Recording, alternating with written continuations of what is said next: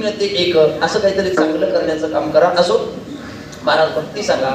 मग मात्र ज्ञानेश्वर महाराजांच्या ज्ञानेश्वरीतली व्याख्या तुकाराम महाराज म्हणतात, 3 ग्रंथातून व्याख्या मी आपल्या समोर मांडतो. ज्ञानेश्वरी, नाथांचं भागवत आणि तुकाराम महाराजांची गाथा.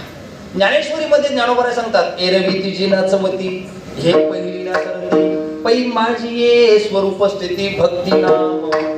माझी सहज स्थिती म्हणा, स्वरूप स्थिती म्हणा, याला काय म्हणा, भक्ती म्हणा. म्हणजे सोपं विचारसागराच्या भाषेत बोलायचं झालं तर जीव आणि ब्रह्माचं ऐक्य जिथे आहे त्याला काय म्हणा, भक्ती म्हणा. थोडी व्याख्या ऐकायला जड जाईल, पण व्याख्या ज्ञानेश्वर महाराजांनी केली तशीच तुमच्या समोर ठेवली. जिथे सहज स्थिती आहे, जिथे स्वरूप स्थिती आहे त्याला काय म्हणा, भक्ती म्हणा.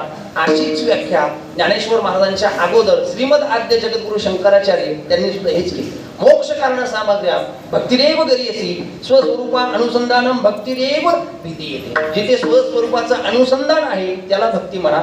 ज्ञानेश्वर महाराज म्हणतात जिथे स्वरूप स्थिती आहे त्याला भक्ती म्हणा. हे जरा जड वाटायला लागलं.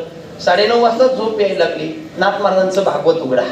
नाथ महाराजांनी काय व्याख्या केली ऐकायची. अहर्निशी माझी कथा, अहर्निशी माझी वार्ता, अहर्निशी माते ध्याता, भक्ती नामती तत्वता. अखंड जिथे माझी कथा चालू आहे, अखंड जिथे माझी वार्ता चालू आहे, अखंड जिथे माझंच ध्यान चालू आहे, उद्धवा त्याला भक्ती म्हणा. विठाला